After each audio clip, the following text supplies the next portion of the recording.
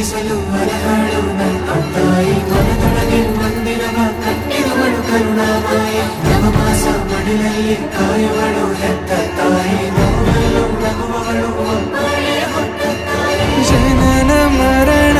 ಜಗದ ಸಂತೆ